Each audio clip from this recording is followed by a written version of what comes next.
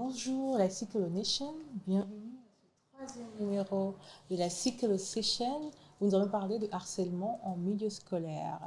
Comme vous savez, je suis une goméla, je suis maman, je suis auteure, entrepreneur, consultante et puis je suis très gribouillarde. Je dis souvent tout ce que je vois, je fais, tout ce que je ne vois pas, je ne fais pas. Et donc, on va discuter autour du harcèlement scolaire et pour ça, j'ai trois personnes, oui c'est ça, trois personnes pour m'accompagner sur le sujet. On se dit à tout à l'heure.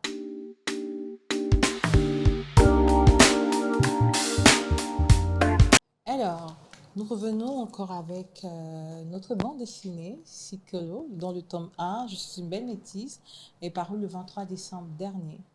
Et dans les numéros précédents, je vous informais que nous aborderons les grandes thématiques de la bande dessinée, parmi lesquelles notamment le cancer, le harcèlement en milieu scolaire, la monoparentalité qu'on a eu l'épisode dernier. Et je nous parlerons donc de harcèlement en milieu scolaire. Nous parlerons de harcèlement en milieu scolaire parce que effectivement, Itu Makombe, qui est l'héroïne de notre bande dessinée, se fait harceler par sa camarade Anna Kimaldi, qui par la suite va développer avec elle une sorte d'amitié. Mais au départ, ça part de harcèlement en milieu scolaire. Donc pour ceux qui n'ont pas encore leur numéro de psychologue, c'est le moment. Et donc pour parler de harcèlement scolaire aujourd'hui, je suis accompagnée de maman Véronique, qui est psychologue de la petite enfance et qui a 30 ans, sinon plus de 30 ans dans l'éducation avec les enfants. Ça va, maman? Oui, ça va, merci. Super. Et à côté, j'ai Césaire, qui est juriste de formation et depuis quelques années passionné de sa relation avec les enfants, qui l'accompagne. Il est responsable de la vie scolaire à plusieurs égards. Et donc, il est bien placé pour nous parler des agissements des enfants, de nos enfants, parce que ce pas des enfants qui sont ramassés dans la rue, Oui. en milieu scolaire. On est prêt? On est parti. On va édifier la Cyclo Nation. Oui, évidemment. On a gardé, non pas le meilleur pour la fin, mais il y a une sorte d'émotion qui s'invite parce qu'on peut se poser la question de savoir qu'est-ce que l'art vient faire dans un sujet comme le harcèlement scolaire. Avec nous, on abordera l'art-thérapie peut-être, le slam et aussi comment on peut, comment j'appelle ça, traiter ou endiguer ce fléau grâce à l'art. Sans plus tarder, j'ai envie de demander à maman Véronique, comment on décide de faire la psychologie de la petite enfance? C'est pour traiter quel genre de besoin? Ok, je te remercie. Je t'en prie. Effectivement, le désir me vient lorsque je suis étudiante à l'université Omar Bongo. J'ai été orientée en droit. Je ne voulais pas faire du droit.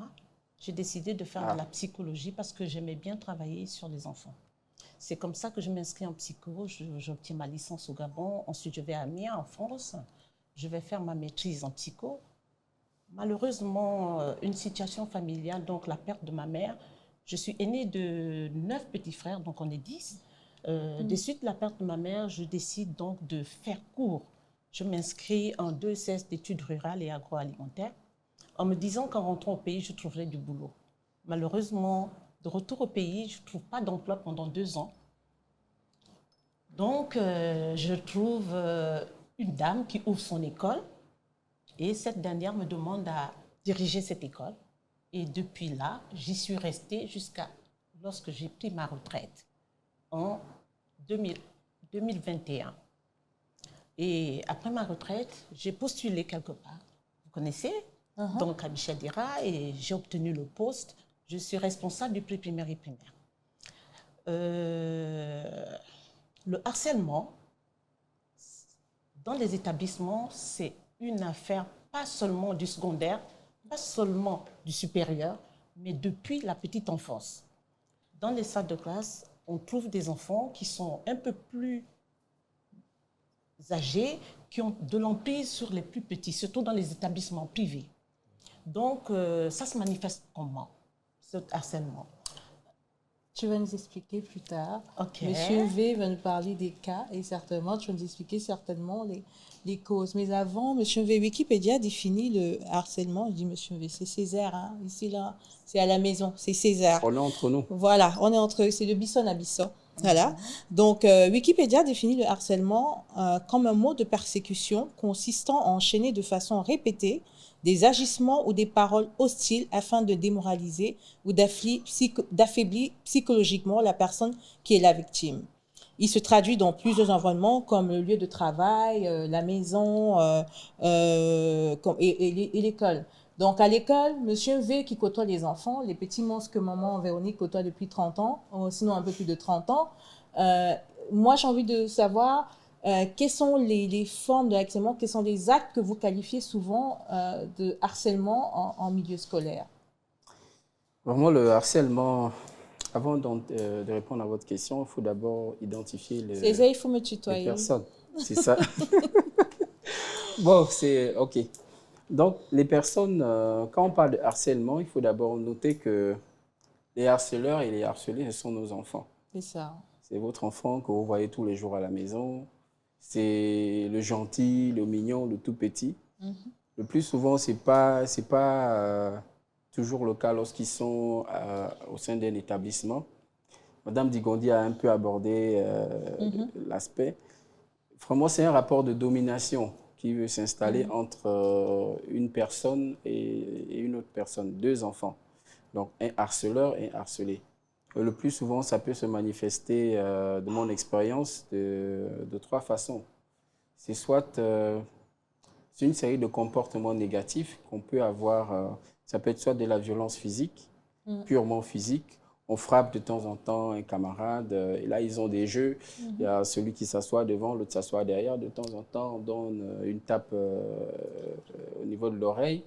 Et de façon répétée, en fait, sur un groupe ou sur un seul élève, de façon répétée. Donc, il y a cette forme de violence physique-là qui peut être récurrente. Et il peut aussi avoir une violence verbale. Il peut être verbale, des injures, des paroles assez négatives régulièrement, ou des moqueries. Vraiment, des moqueries. Des moqueries, soit parce que l'autre est différent de nous, il est handicapé, et même ça peut être plus violent, même juste à simple différence de race. Ouais. Moi, j'ai eu des cas, actuellement, on a la guerre au Liban. Ah Voilà, oui. voilà. Vous savez ce qui se passe au Liban. Et là, on a, entre enfants, ça se moque un peu. Ah oui, ton pays, on a bombardé. Voilà. Donc, c'est vraiment une violence qui peut aller très loin. Et, voilà. Et une dernière forme aussi, c'est l'ostracisme. Voilà. Le fait d'ostraciser un autre enfant, soit parce qu'il vient d'intégrer l'école, soit parce que, voilà, des raisons que, voilà, c'est ça. Il est mis de côté, un peu mis à l'écart. Donc, il y a cette forme de passivité là aussi qui peut constituer une forme de harcèlement, de ne pas se rapprocher de celui qui est différent de nous, de le mettre de côté. Quand on est responsable de la vie scolaire, comment on arrive à mettre le doigt sur ces cas? Est-ce que c'est depuis un bureau? Est-ce que c'est sur la base des plaintes des enfants que ça s'identifie? Ou alors il y a des cas qui sont tellement récurrents, tellement palpables que ça saute aux yeux? Mais maintenant, pour les cas qui ne sont peut-être pas rapportés, des plaintes, ce genre de choses, comment ça se passe? Parce qu'il y a des enfants, du fait de harcèlement, qui vont refuser d'aller à l'école. Il y a d'autres, peut-être pas encore ici, en Afrique, ou alors peut-être que ce n'est pas médiatisé, qui vont aller jusqu'à l'irréparable, dans le suicide. Voilà. Donc, comment, vous, depuis vos bureaux, vous arrivez à identifier que tel enfant est bourreau et que l'autre est potentiellement la victime? Alors, c'est vraiment par plusieurs choses, hein, par plusieurs mécanismes qu'on essaie de mettre en place. On ne peut pas tout contrôler à 100%, mais on essaie quand même de mettre en place des choses. Je travaille avec une équipe d'assistants d'éducation. Voilà, les gendarmes de l'école. Voilà, c'est un peu la police de proximité. Ce qu'on appelle souvent les surveillants. Voilà, ouais, les surveillants, mais bon, aujourd'hui, ils ont vraiment un rôle beaucoup plus éducatif. C'est-à-dire, on met de moins en moins de l'avant le côté policier, on met beaucoup plus de l'avant le côté prévention, le côté éducateur. Moi, je leur dis toujours, un assistant d'éducation, c'est ni trop proche, ni trop loin des enfants. Voilà. Donc, proche, suffisamment proche pour être au fait des difficultés de l'enfant. Suffisamment proche pour que l'enfant te fasse confiance, communique avec toi, te fasse part de ses préoccupations. Et puis la communauté éducative de façon générale doit jouer un rôle. Moi, parfois, j'ai des signalements de la part des parents d'élèves qui me disent « Mon enfant, ça fait 2-3 jours, il ne veut plus venir à l'école, qu'est-ce qui se passe ?» essayer de savoir, essayer de poser les questions dans sa classe. Et puis vraiment, on essaie de communiquer au maximum. C'est vraiment la communication qu'on essaie de maintenir et aussi créer ce climat de confiance-là entre nous et les élèves que nous encadrons. Est-ce qu'on a une idée, un intervalle de cas de harcèlement en milieu scolaire que vous recensez à l'année, par exemple? Ça peut vraiment aller des choses les plus simples aux cas les plus graves. Voilà. C'est quoi, quand vous parlez de gravité, comment ça se mesure? Pour vous, je parle de toi et ton équipe, qu'est-ce qui est un élément grave? Ça peut vraiment dégénérer sur des bagarres rangées. Voilà, D'accord. voilà. Je vais vous citer un exemple. Vous savez, là, notre pays a beaucoup d'événements politiques aussi. Donc, c'est pour vous dire aussi les cas de violence. Voilà, les événements politiques, voilà, où un parent fait l'objet qui fait la une de l'actualité politique de façon négative. Et au sein des établissements, nous, on a ces enfants-là, vous voyez. Et là, c'est une jeune fille ou un jeune garçon qui sera constamment harcelé parce que, voilà, on parle de son papa à la télé, ah oui, il a fait ci, il a fait ça. Et là, ça peut vraiment aller jusqu'à de la violence très extrême, c'est-à-dire des bagarres qu'on a du mal ensuite à gérer. Vraiment, ça peut être très grave à la longue. Et j'ai envie de te demander de nous partager une émotion, soit vis-à-vis d'un bourreau ou alors par rapport à une victime. Si tu regardes, parce que je crois que tu as énormément de cas, si tu regardes, qu'est-ce qui te revient à l'instant, soit pour une victime ou bien pour un bourreau? Parce que je crois, pour ma part, je pense que les bourreaux sont souvent des victimes également, victimes de quelque chose. Et donc, c'est une sorte de mécanisme de défense. Et est-ce que tu as un élément que tu peux nous partager? Je sais que quand on parle ici de harcèlement, beaucoup de personnes vont voir la violence physique seulement, mais il y a cette violence psychologique qui est souvent perpétrée sur un individu. Et même voilà, c'est ça. Et donc, du coup, j'ai envie de te demander, comme ça, c'est quoi ton top 10 Top 10, je cite les 10. Non, on va aller jusqu'à l'extrême. Bon, mon top, c'est qui a vraiment constitué pour moi une satisfaction. Je veux plus garder l'aspect positif. C'est lorsque le bourreau, après un certain temps et après discussion avec mes équipes, que ce soit avec moi, j'ai eu une situation, par exemple, où un bourreau est devenu l'ami du harceleur. Vous voyez un peu? Un peu comme Anna Grimadi et Thomas Kamba. Voilà, et là, c'est un gros sentiment de satisfaction. Ça, c'est vrai que c'est des cas assez rares. Hein. J'ai eu ça une fois et ça m'est resté en mémoire et pour moi, c'était effectivement une grosse émotion. Où l'un des leaders, l'une des personnes qui était vraiment en tête des actes de harcèlement devient au final, à force après avoir compris, parce qu'après discussion, il faut aussi expliquer aux enfants, parce que souvent, ce n'est pas des choses qu'ils comprennent à la base. Le mal-être que l'autre peut ressentir, la gravité, les conséquences que peuvent avoir les actes. Et finalement, après avoir compris, c'est lui qui devient le protecteur. C'est celui qui est à côté, il devient le meilleur ami à chaque fois que les autres veulent un peu initier le mouvement, voilà, pour dire comme ça. C'est lui qui est là pour couvrir, pour même sensibiliser les autres. Et quand on a ça, vraiment, on a un sentiment de satisfaction. On estime qu'on a gagné d'une certaine façon. Voilà. Ouais, dans tous les cas, moi, j'entends là-dedans thérapie. Et quand j'entends thérapie, je vais penser à nous. Kislam, et qui, lors de ses interviews, disait quand même qu'à la base, il était timide et ce n'est que quand il était sur le stage qu'il arrivait à extérioriser un certain nombre de choses.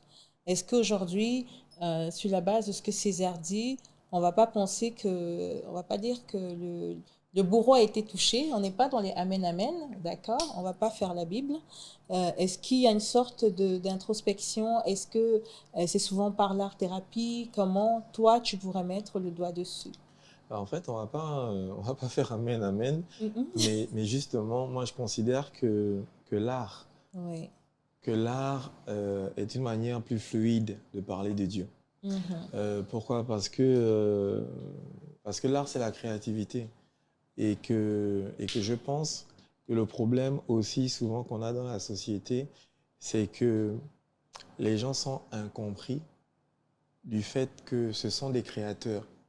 Nous avons en nous la fibre artistique, chacun de nous a ce génie créateur en lui, mais après comment on arrive à exprimer ce génie créateur.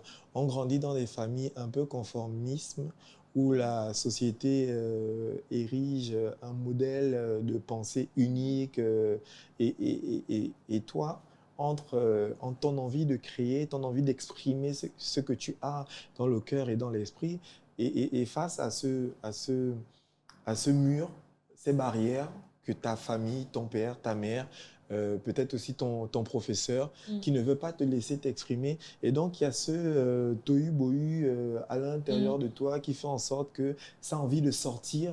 Et après, on peut voir des jeunes avec des piercings, des tatouages qui utilisent toutes les manières possibles de pouvoir s'exprimer. Et donc, la violence aussi va intervenir parce qu'il y a quelque chose qui veut sortir. Et moi, je me dis, du moins pour moi, ce qui a marché, parce que je me... Donc, tu étais un peu harcelé? Oui, je pense qu'on a tous été un peu harcelés parce qu'au final, l'harcèlement, c'est pas que la violence, c'est dans les mots, c'est dans le regard. Et je pense que, du moins, ce qui a marché chez moi, c'est la connectivité avec ma raison artistique. C'est le fait que j'ai pu me retrouver fortement dans ma créativité, ce qui m'a permis de mieux me comprendre, mieux m'apprécier, mieux apprécier aussi l'autre, parce qu'au final, je me suis senti différent. J'ai accepté ma différence et donc j'ai accepté aussi la différence de l'autre. Ce qui fait que je pouvais trouver quelqu'un que mon intelligence trouvait soit plus beau, soit moins beau que moi, mais je n'avais plus cette raison de plus ou moins. J'avais cette raison juste qu'il est différent, il a sa place. Et peut-être que lui aussi me voit comme ça, moins ou plus, mais comment lui faire comprendre qu'il n'y a pas de moins, il n'y a pas de plus. Je suis différent et j'ai ma place. Et une fois qu'on est dans cette phase où la créativité nous fait accepter l'état de l'autre, il n'y a plus le petit et puis moi je suis le costaud. Exactement. Il y a plus le... C'est vraiment la biodiversité dans laquelle on vit et on accepte tout un chacun. Du moins, moi, et ça je le dis à tout le monde, moi c'est l'art qui m'a sauvé. L'art a sauvé, non. Et l'art pourrait sauver d'autres enfants. Est-ce que dans votre processus d'accompagnement de ces enfants, parce qu'il y a beaucoup d'accompagnement aussi, c'est vrai que de manière générale, la vie scolaire, ça pointe les heures d'absence, les sanctions, les programmes, ainsi de suite. Est-ce que un profil comme nous, par exemple, entre dans les perspectives pour accompagner, par exemple, ces enfants qui sont peut-être en mal, que ce soit le bourreau ou que ce soit la victime? Si, bien entendu, je crois qu'il y a 4 ans, peut-être il ne se rappelle pas, mais on a déjà un petit peu travaillé dans ce sens-là. D'accord, oui. d'accord. Après, j'ai été invité, je ne sais plus si c'était pour animer un atelier d'art oratoire, mais aussi c'était justement un mini-séminaire qui avait pour axe la déconstruction des idées reçues de la société. Et à l'intérieur de ce séminaire, de cet atelier, on pouvait échelonner en commençant déjà par la déconstruction des idées reçues, par l'approche aussi artistique, et à la fin, on terminait par l'écriture d'un poème individuel de chaque élève.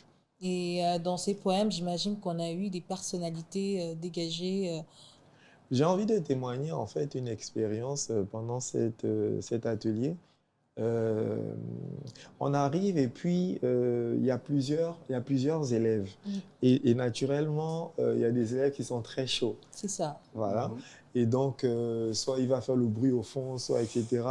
Et puis, pour moi, avoir aussi été un élève à leur âge très chaud, j'ai dit, bon, moi, je viens en fait ici, surtout pour l'élève qui est très chaud. Hein? Je pense que la Bible dit Jésus n'est pas venu pour les saints. Il est venu justement pour les pécheurs. Voilà. Et donc, j'appelle cet élève très chaud. Je lui dis, toi, tu vas être mon copilote. Hein? On va animer l'atelier ensemble. Et au sortir de cet atelier, non seulement c'était celui qui avait écrit le plus beau poème, selon moi, ça m'a touché. Et c'est avec lui que j'ai compris qu'il y avait quelque chose qu'il avait besoin d'extérioriser.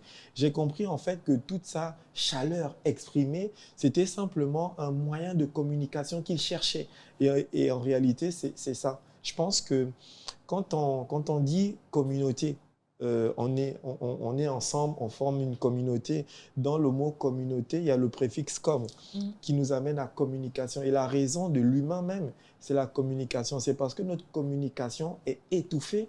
Et quand on sait que la communication, encore, c'est l'expression de notre idée. Chacun de nous naît avec une idée propre. Mais il a besoin d'exprimer cette idée-là par le canal que Dieu lui aurait fait grâce de pouvoir maîtriser.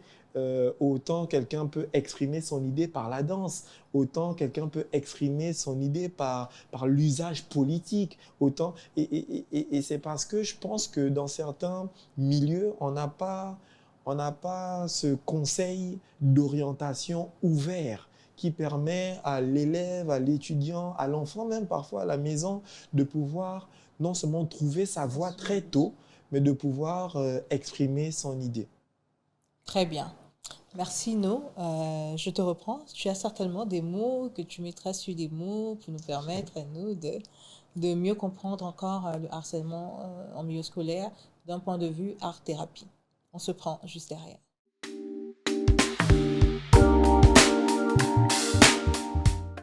On n'a pas suffisamment parce qu'on ne pourra pas développer toute la question du harcèlement en milieu scolaire, mais on a déjà posé des bases. C'est l'occasion de rappeler, par exemple, qu'aux États-Unis, le 7 octobre dernier, eux, ils célébraient déjà la journée anti-harcèlement qu'ils appellent The Bully Prevention Awareness Day, le 7 octobre. Et je m'interroge, monsieur César, dans les écoles où tu es passé, ou alors est-ce qu'il y a une journée nationale autour du harcèlement en milieu scolaire de mémoire? Moi, je n'ai pas trouvé. Journée nationale, non, mais disons, il y a des actions qui sont en train d'être menées dans le sens de la violence en milieu scolaire de façon plus générale. Elles sont isolées ou bien elles sont initiées par les tutelles? C'est vraiment initié par le ministère de l'Éducation nationale. Ah, c'est super, voilà. C'est super. Je crois, mais au niveau de la réglementation, il y a une réglementation qui est en train d'être mise en place actuellement dans ce sens. D'accord. Voilà. Ok, bon. C'est déjà bien. Il n'y a pas qu'aux États-Unis que ça se fait. Au Gabon également, il y a des initiatives fortes qui ont été faites. Mais j'ai bien envie, pour maman Véronique, qui a quand même plus de 30 ans dans l'éducation, qui a tout vu, qui a des enfants qui sont au gouvernement aujourd'hui, tous ces enfants, parce que je crois que c'est au moins 4 000, 5 000 enfants qui sont passés sous ses yeux. La question que je m'en vais te poser, parce que tu es quand même psychologue aussi derrière tout ça, c'est quelles pourraient être les causes, selon toi, d'un enfant qui harcèle l'autre et aussi, pourquoi pas, un enfant qui se laisse peut-être harceler? Ok, je te remercie. Généralement, il n'y a pas de cause de harcèlement. On se retrouve face à un enfant qui, à la maison, a des problèmes familiaux. C'est un enfant, par exemple, on prend le cas chez les jeunes, il a perdu un parent très cher, et puis généralement c'est la maman.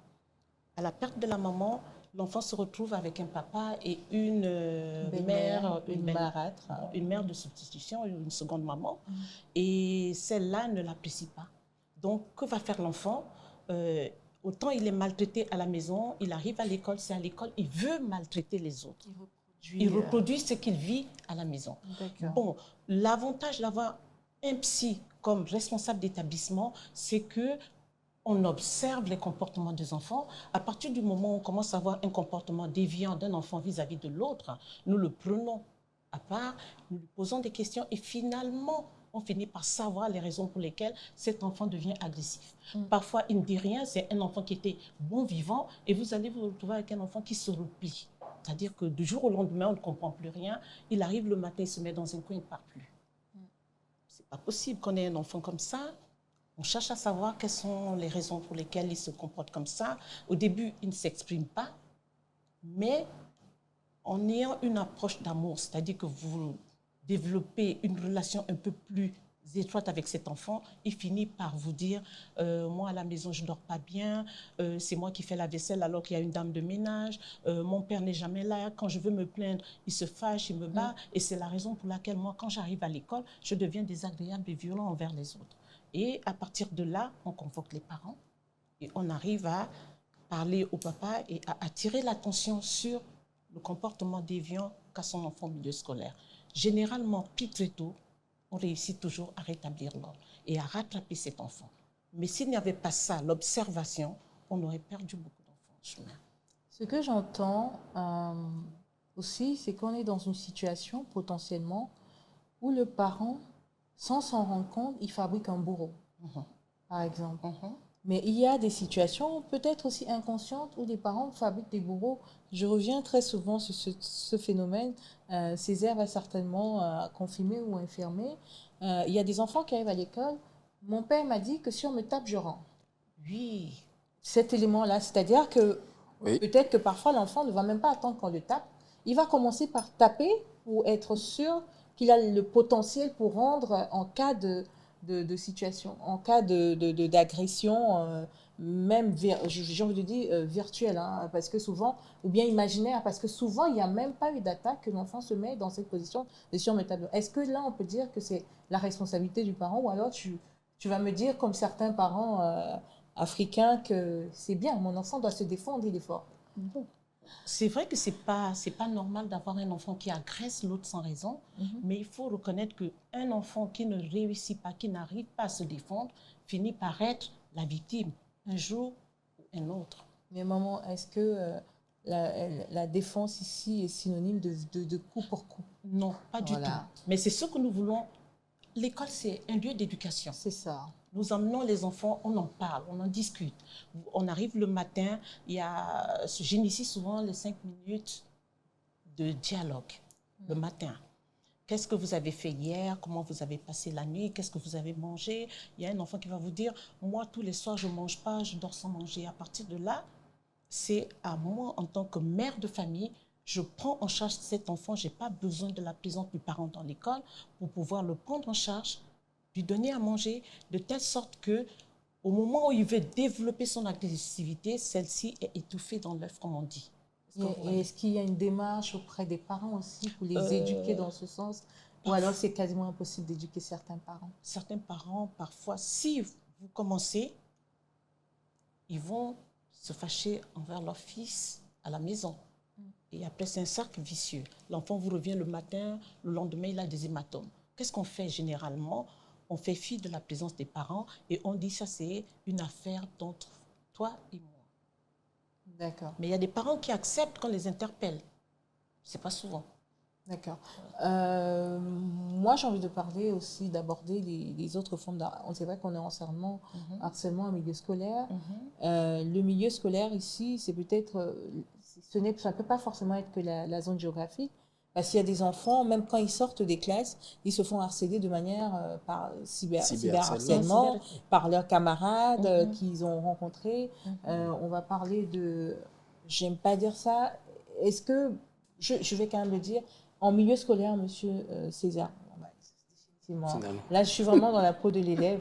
Est-ce qu'en milieu scolaire, on parle souvent de harcèlement de type sexuel entre élèves?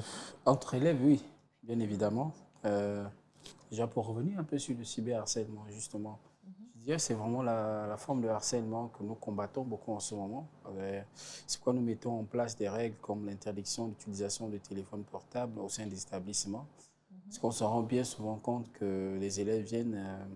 un téléphone qui, à la base, est un outil qui nous sert à tous, y compris aux enfants, pour faire leurs recherches.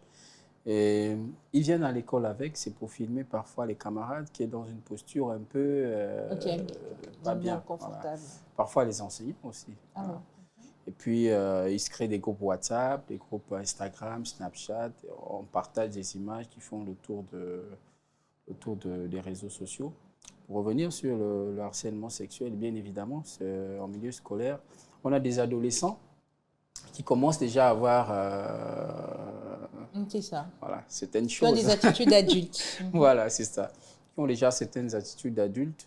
Et souvent, ça peut aller une jeune fille qu'on aime bien, une camarade qu'on aime bien, à qui on a fait quelques avances et qui ne s'est pas montrée intéressée. Ou même celle qui s'est montrée intéressée et qui nous a fait un certain nombre de confidences. Ah oui, moi je t'aime. Ou qui a envoyé à son camarade des images un peu, des vidéos subjectives, voilà. Et là, ces vidéos-là, on s'en sert pour partager aux autres, ou même des élèves qui se font des paris entre eux. Tu vois, cette fille, oui, moi je vais faire des choses avec elle. Une fois c'est fait, on s'arrange à filmer l'acte, voilà. Et puis on partage entre amis, entre camarades. Ça, c'est des cas assez récurrents aussi en milieu scolaire qu'on retrouve. Et ça, c'est vraiment des cas qui peuvent détruire des vies, qui peuvent détruire la jeune fille ou le jeune homme, parce que c'est ça aussi. Et il y a aussi une forme de harcèlement qu'on pourrait qualifier aussi de sexuel lorsqu'il s'agit on a des soupçons sur l'orientation sexuelle de son camarade. Ça aussi, c'est des sujets qui sont, on va dire, tabous. La question de l'orientation sexuelle des élèves. On sait que la question de l'homosexualité, c'est que vous savez dans notre pays.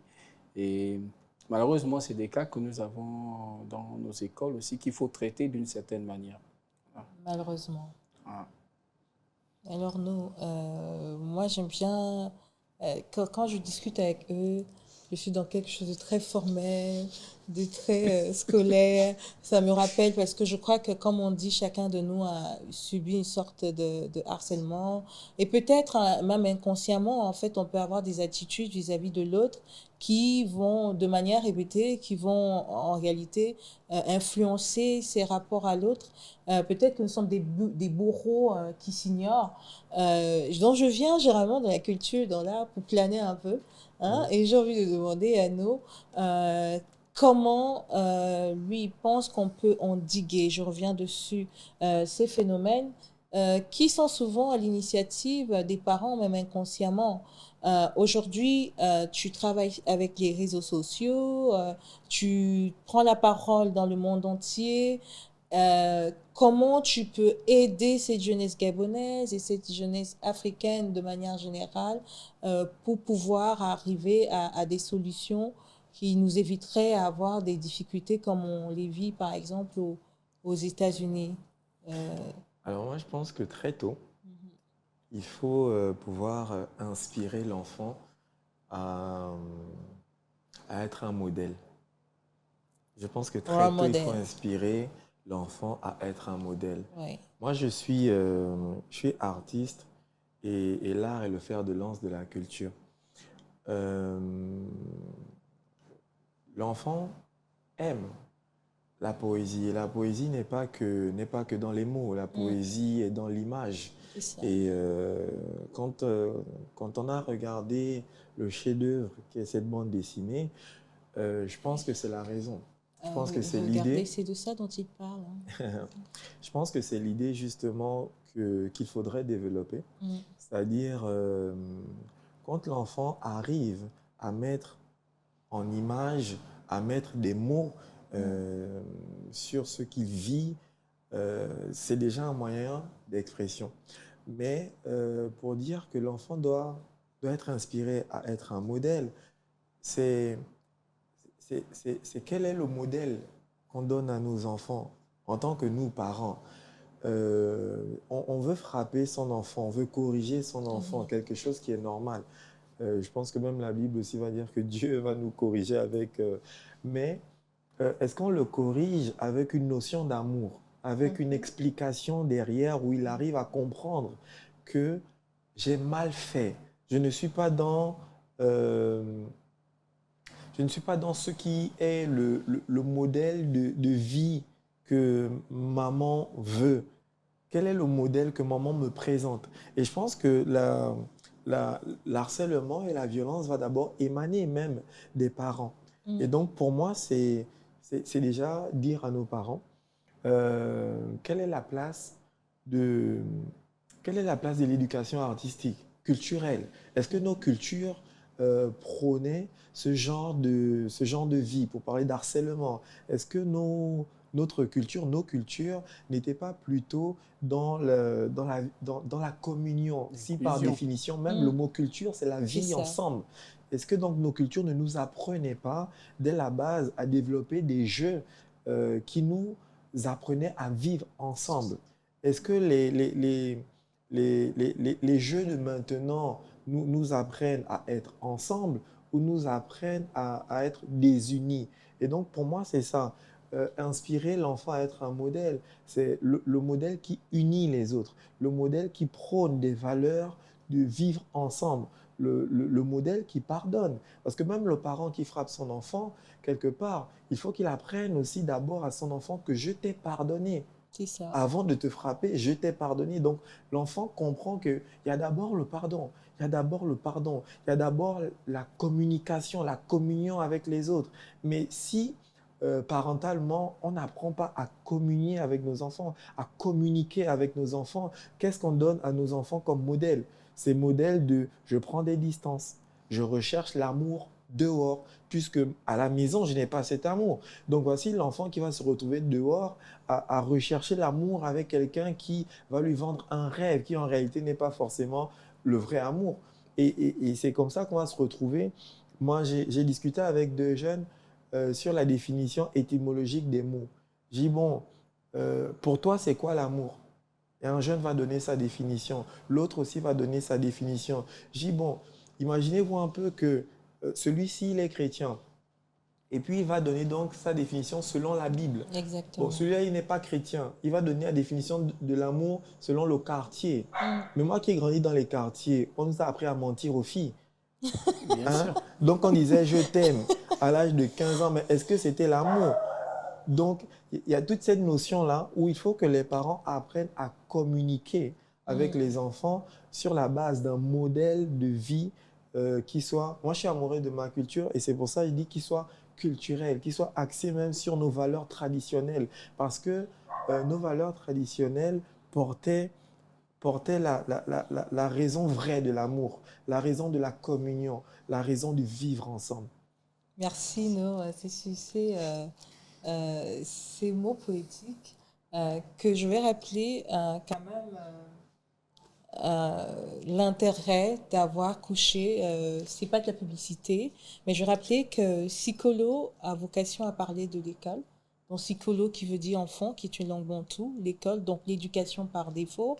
Et je suis une belle métisse qui est le tome 1.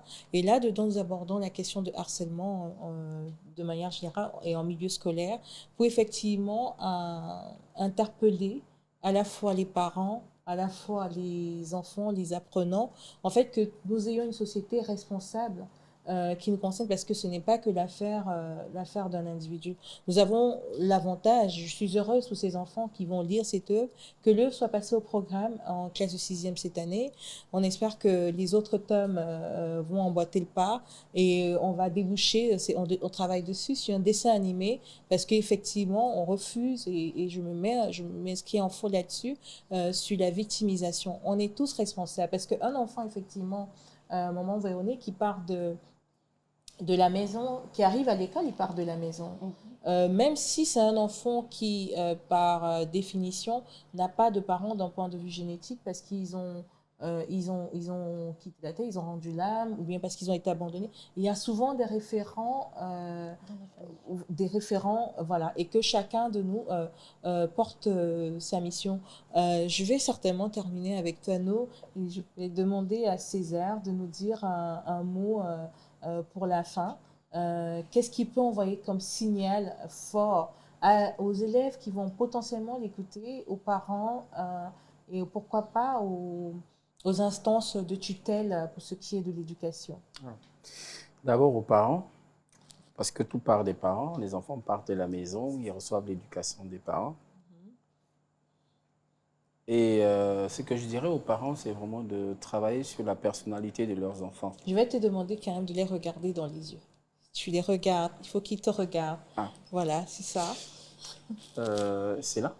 Oui, là. C'est là, ils sont en face. Vraiment, chers parents, il est très important pour vous, pour nous, pour la société, de travailler sur la personnalité de vos enfants. Vos enfants vont grandir. Vos enfants vont restituer ce que vous leur avez donné. Si vous leur donnez de la violence, si vous leur donnez de l'exclusion, si vous leur privez de votre présence, ils auront tendance à reproduire ce qu'ils ont reçu de vous sur leur entourage. Et leur entourage immédiat, en l'occurrence, c'est l'école. Donc, ils auront tendance à reproduire ces comportements au niveau de l'école. Inculquez-leur de la confiance, inculquez-leur de la bienveillance, vis-à-vis de leurs camarades, vis-à-vis des adultes. Parce qu'il faut le dire, le harcèlement aussi peut aller, il y a des élèves aussi qui peuvent harceler d'une certaine manière les enseignants. Ça, c'est des phénomènes qu'on a déjà étudiés en France et même au niveau du Gabon, on commence, de par mon expérience, on observe qu'il y a des enseignants qui éprouvent aussi un certain malaise à aller dans les établissements, justement parce qu'ils subissent aussi une forme de harcèlement. Les élèves sont des victimes, ils peuvent aussi être des bourreaux. Donc, vraiment, travailler sur vos enfants, travailler sur nos enfants, afin qu'ils soient des meilleurs adultes demain. Merci, Césaire. Message est bien passé. Voilà, et vous avez des moments, Véronique, toi aussi qui rencontres des parents, qui rencontrent des enfants, qui aujourd'hui, dans le cadre de tes activités, qui reçoivent des enfants différents, et donc vis-à-vis desquels les autres en face ne connaissent pas la différence. Tu as certainement un message à passer, même à tes collaborateurs, parce que je crois qu'eux aussi sont souvent étrangers à certaines questions. Donc, qu'est-ce que tu peux leur dire? Et fermement, parce qu'ils vont te regarder. Ok. Généralement, pour les parents, je dirais comme Césaire l'a dit tout à l'heure, il faut inculquer des bonnes manières aux enfants.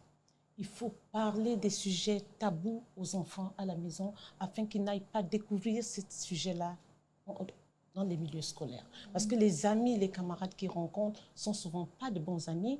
Ils viennent influencer les enfants qui ont souvent de bonnes manières, donner à l'enfant la possibilité d'avoir une personnalité forte. Ouais. Maintenant, vis-à-vis de mes collaborateurs, généralement, je dis l'observation. Il faut être attentif. On nous envoie des enfants, il faut qu'on soit regardant. Si on est attentif, on finit par déceler des problèmes que les enfants ont et on interpelle la société à ce moment-là. En l'occurrence, dans les établissements, c'est le responsable d'établissement. On va voir le responsable et on lui dit « Attention, il y a ceci dans la classe, il faut nous aider. » Et après, on appelle les parents, on en discute et on trouve des solutions. Je vous remercie. La sagesse nous a invités à impliquer tout le monde. Nous, avant que tu termines, tu vas certainement nous parler rapidement de ton actualité. Je sais qu'il y a le Black History Month qui va arriver dans quelques semaines. Il y a la bantophonie. Il y a plusieurs projets parce que c'est la culture. Et si les gens veulent être de bons parents pour leurs enfants, il faudrait peut-être qu'ils se ruent vers ces événements. Si tu peux nous les annoncer, ce serait bien. Déjà, comme chaque année en février, on organise le festival Black History Art qui est en phase avec le Black History Month, qui est le mois dédié à la culture noire, à la célébration même des cultures afro. Et donc pendant tout ce mois, dans le cadre de ce festival, c'est des journées autour du rap, de la danse, du cinéma, de l'art culinaire, défilé de mode, concerts de clôture. Mais au-delà de ça, il y a justement cet album que j'ai sorti en mai qui s'appelle Bantophonie, qui veut simplement dire Bantou et phonie. Donc Bantou, dans nos langues maternelles, tout, ça veut dire les gens, les hommes, les humains. Et phonie, c'est l'oralité, la sonorité. Donc ce serait en réalité l'oralité des gens, l'oralité des premiers gens. Et je pense que Dieu nous a créés d'abord pour qu'on puisse communiquer l'amour. Donc, l'oralité des premiers gens, c'est l'amour. Et puis, s'il fallait donner un mot de fin, aussi poétique soit ce mot, j'aimerais demander aux parents, très tôt, d'initier leurs enfants au rite traditionnel de l'amour et de l'acceptation de l'autre. Comprendre que l'autre est différent et remplir leur enfant d'amour. Merci, chers tous. Ce fut un agréable moment avec vous. On va retenir bienveillance, on va retenir tradition, on va retenir responsabilité, on va retenir éducation. Et vous, en commentaire, vous allez animer, si vous avez été harcelé, vous avez été bourreau, venez faire votre coming out dans ce sens-là et soyez bienveillants parce que nous ne souhaitons pas vous identifier comme nos bourreaux. On se revoit au prochain numéro de Psycholo Session. Merci à vous et à bientôt.